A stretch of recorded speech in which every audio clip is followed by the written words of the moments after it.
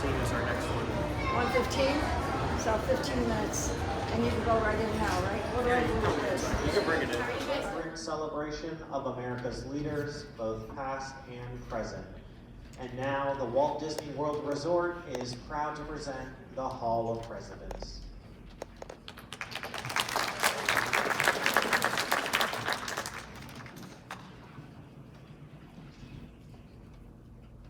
This program is dedicated to the memory of Walt Disney.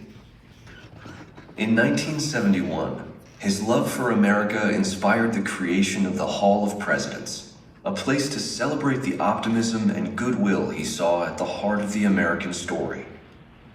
Walt's vision was to honor the nation by honoring the American presidency.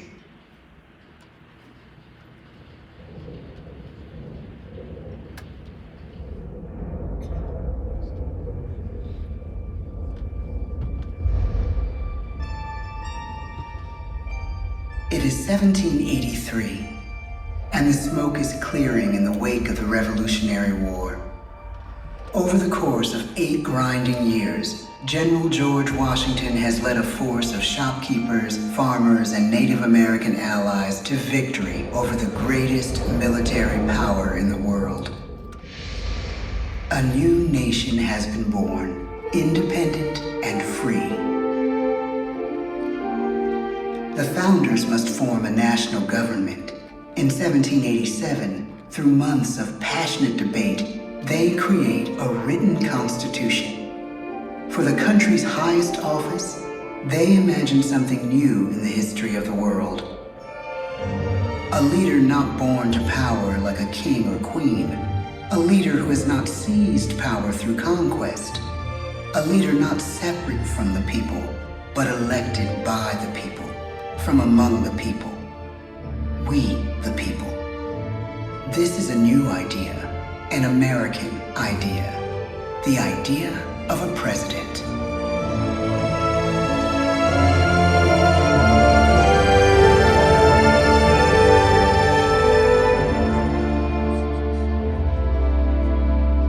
The people don't know exactly what a president will be, but there is little doubt who it will be. George Washington's stature and bearing have marked him as a leader. His integrity has made him a great one. Washington knows that many generals who have led successful revolutions make themselves dictators or kings. Instead, he steps down from power and retires to his home, Mount Vernon. The world takes note, and George Washington becomes the symbol of American ideals. In the first presidential election, it's Washington by a landslide. The only doubt seems to be his own. He writes, "Integrity and firmness is all I can promise. Integrity and firmness is exactly what we need."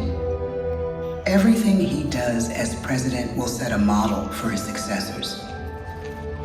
His final act may be the most important of all. After 2 terms, with no term limit in the Constitution and amid overwhelming support to stay in office, he steps down once again and hands power back to the people. He wants us to speak, to elect a new president. During the early years of the Republic, we choose leaders as different as Thomas Jefferson, John Adams, and Andrew Jackson. Elections are often bitter. Each president stands at that fiery intersection where personal character meets the challenges of the times. Some call the presidency a glorious burden. Jefferson calls it a splendid misery. We, the people, must choose well. We elect 15 presidents before the course of history brings us to the edge of a crisis like no other. A nation born of freedom still permits slavery. As the country pushes west, will new states be slave or free? The question produces bitter conflict. The issue rocks the election of 1860 and brings Abraham Lincoln onto the national stage. tall, lanky, some say uncouth candidate from Illinois is a master of words at a time when speeches are printed in full for people to read. A house divided against itself cannot stand, he has said. With Lincoln's election, the House does indeed divide. Civil War. 11 states secede from the Union. The war becomes a defining passage in the American story. The president's own inner strength and depth of character changed the course of history. Lincoln had come up the hard way, on the American frontier, desperately poor, with less than a year of formal schooling. His early years were scarred by tragedy, the death of his mother, his sister, his first love. He struggles with depression, but never loses his determination to rise above it. He once said he's driven by a desire to leave the world a little better place for having lived in it. The war rages. Lincoln fights to preserve the Union and end slavery. Neither is a sure thing.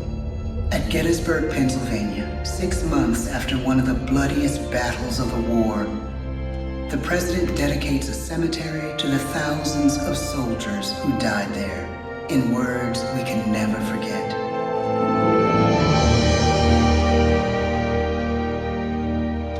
Fourscore and 7 years ago, our fathers brought forth on this continent a new nation, conceived in liberty and dedicated to the proposition that all men are created equal. Now we are engaged in a great civil war, testing whether that nation or any nation so conceived and so dedicated can long endure. We are met on a great battlefield of that war. We have come to dedicate a portion of that field as a final resting place for those who here gave their lives, that that nation might live. It is altogether fitting and proper that we should do this. But in a larger sense, we cannot dedicate, we cannot consecrate, we cannot hallow this ground. The brave men, living and dead, who struggled here, have consecrated it far above our poor power to add or detract. The world will little note, nor long remember what we say here, but it can never forget what they did here. It is for us, the living, rather, to be dedicated here to the unfinished work which they who fought here have thus far so nobly advanced. It is rather for us to be here dedicated to the great task remaining before us, that from these honored dead we take increased devotion to that cause for which they gave the last full measure of devotion. That we here highly resolve that these dead shall not have died in vain, that this nation, under God, shall have a new birth of freedom, and the government of the people, by the people, for the people, shall not perish from the earth. The blood of over 500,000 Americans is spilled in this Civil War. President Lincoln's enduring hope is to give true meaning to the sacrifices of so many, to lead us to that new birth of freedom. With the end of the war and the end of slavery, a new birth truly begins. As we roll toward the 20th century, settlers roll west on wagon wheels and railroads connect the nation coast to coast. Millions of immigrants pour in from Europe and Asia. Population doubles, our economy triples, our standing among nations rises. We need presidents who can lead both at home and abroad. At the same time, a young Theodore Roosevelt is retreating from New York politics and personal tragedy, the death of his wife and his mother on the same day in the same house. In the Badlands of North Dakota, he rethinks his life and the life of his country. he returns stronger in body and spirit. His renewed energy is just what his country needs.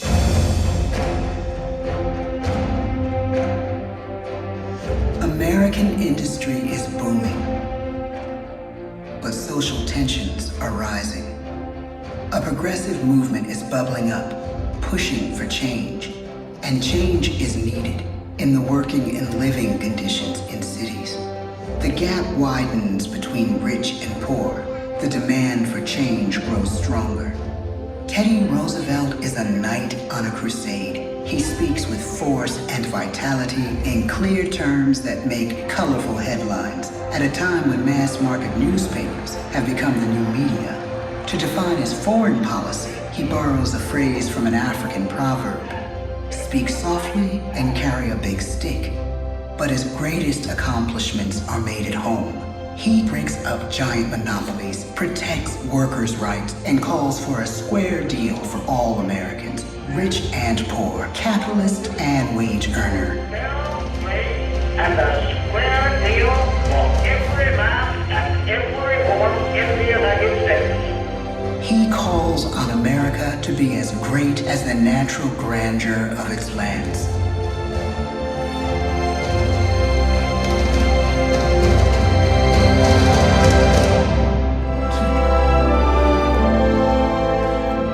George Washington, John Adams, Thomas Jefferson, James Madison, James Monroe, John Quincy Adams, Andrew Jackson, Martin Van Buren, William Henry Harrison, John Tyler, Millard Fillmore, Franklin Pierce, James Buchanan, Abraham Lincoln, Andrew Johnson, Ulysses S. Grant, Rutherford B. Hayes, James A. Garfield, Chester A. Arthur, Grover Cleveland, Benjamin Harrison, William McKinley, Theodore Roosevelt, William Howard Taft, Woodrow Wilson, Warren G. Harding, Calvin Coolidge, Herbert Hoover, Franklin D. Roosevelt, Harry S. Truman, Dwight D. Eisenhower, John F. Kennedy, Lyndon B. Johnson, Richard M. Nixon, Gerald R. Ford, Jimmy Carter, Ronald Reagan, George Bush, Bill Clinton, George W. Bush, Barack Obama, Donald Trump.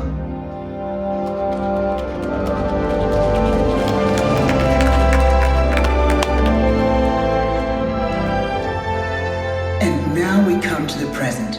Once again, we place our trust in the idea of a president, as we have from the beginning.